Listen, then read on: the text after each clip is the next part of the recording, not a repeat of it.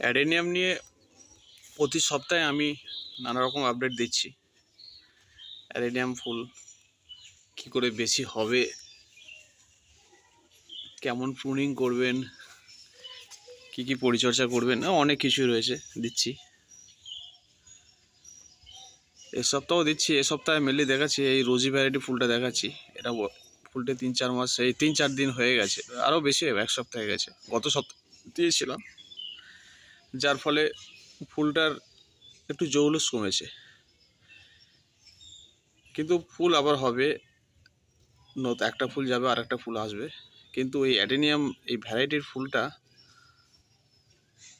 সত্যি এই ভ্যারাইটিটার থেকেও এটা আরও সুন্দর লাগছে। এটা রোজি ভ্যারাইটি,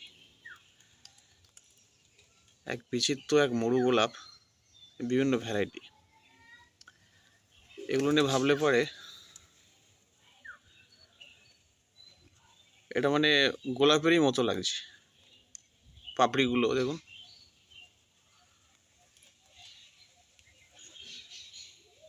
গত সপ্তাহে বলেছিলাম যে কী করে অ্যাডেনিয়াম ফুল বেশি পাবেন, কীভাবে পরিচর্যা করবেন। দেখুন, সানলাইট অর্থাৎ রোদ এই গাছের একটা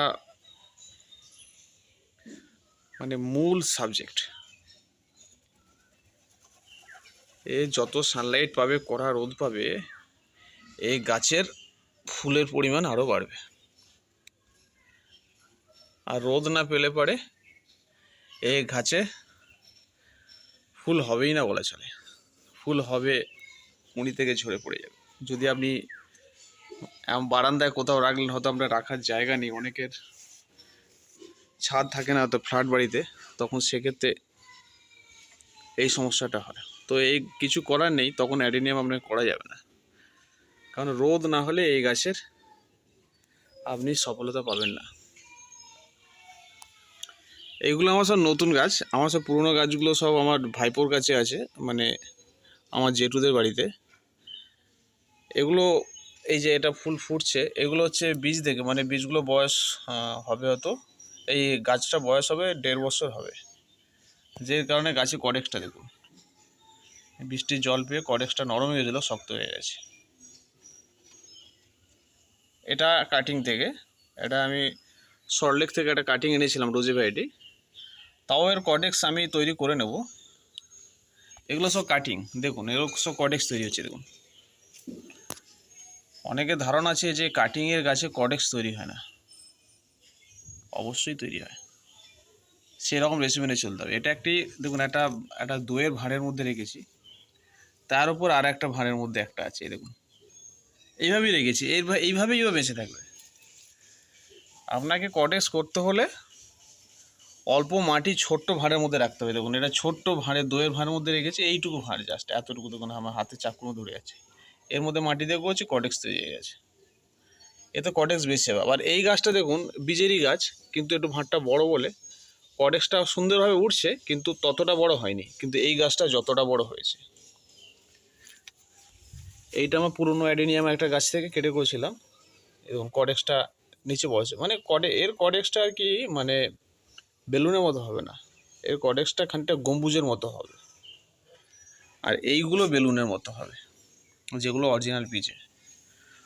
তো জোর করে তো করানো যায় না, বিভিন্ন পদ্ধতি মেনে করতে হবে। প্রতি বছর আপনাকে গাছ তুলে গাছটাকে ওপরে তুলতে হবে, এবং নিচে আপনাকে কয়লা 50% বালি, 50% আপনার বাগানের মাটি, সাধারণ মাটি, মানে তার সাথে মিশিয়ে এটাকে আপনাকে করতে হবে। সামান্য ওই কী বলে ডিএপি দেবেন, এইসব উপাদান দিয়ে এই মাটিটা করতে হবে, আদর্শ মাটি। আর যেটা হচ্ছে কড়া রোদ, জল কম দিতে হবে। গরমকালটায় দেবেন, বাকি সময়টা দেওয়ার প্রয়োজন পড়ে না। গরমকালটাই লাগে যখন বৃষ্টি হয় না, তাও অনেক ছাড়া ছাড়া। বর্ষাকালে একদম জল দেওয়ার প্রয়োজন পড়ে না, জল লাগেই না বর্ষাকালে। যদি দেন তাহলে সেটা গাছে ভুল হবে। ও মানে ধরুন বর্ষাকালে, ধরুন বললাম যে 3 দিন 4 দিন 10 দিন 15 দিন ছাড়া করে বৃষ্টি হবে, সেই জলে চালিয়ে নেবে। এই গাছ নিয়ে আপনাকে চিন্তা করার প্রয়োজন পড়বে না। সাবজেক্ট এটাই, গাছে মিরাকুলান দেবেন সকালের দিকে, পাতায় দেবেন। পাতা যেহেতু কম, তো বেশি মিরাকুলান লাগবে না। আপনি আমার অন্যান্য গাছে মিরাকুলান দেবেন, সেই ব্যালেন্স মিরাকুলানটা এই পাতায় দেবেন, ঠিক আছে?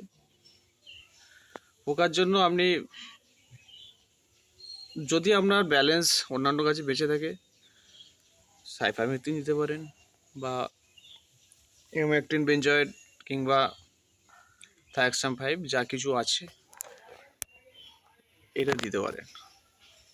তবে এটুকু বললাম, এই গাছটাকে নিয়ে আপনাকে পড়াশোনাটা অত বেশি করলে হবে না। গাছটা খুবই দুর্গম পরিস্থিতিতে নিজেকে বাঁচিয়ে রাখতে পারে, সেই গাছ এটা। নতুন ব্রাঞ্চ আসছে দেখুন, আবার নতুন করে আবার কুঁড়ি আসবে, ফুল হতে থাকবে, একটা যাবে একটা আসবে, এইটুকুই। ভিডিওটি ভালো লাগলে অবশ্যই লাইক কমেন্ট শেয়ার করুন। যদি ইনফরমেশনটা আপনাদের কাছে পজিটিভ মনে হয়, ভালো লাগে, অনেক অনেক ধন্যবাদ। জল মাটি জীবনচক্র চ্যানেল থেকে লাইক করবেন, সাবস্ক্রাইব করবেন, কমেন্ট করবেন, শেয়ার করবেন ও নতুন ভিডিও বানাতে উৎসাহিত করবেন। নমস্কার।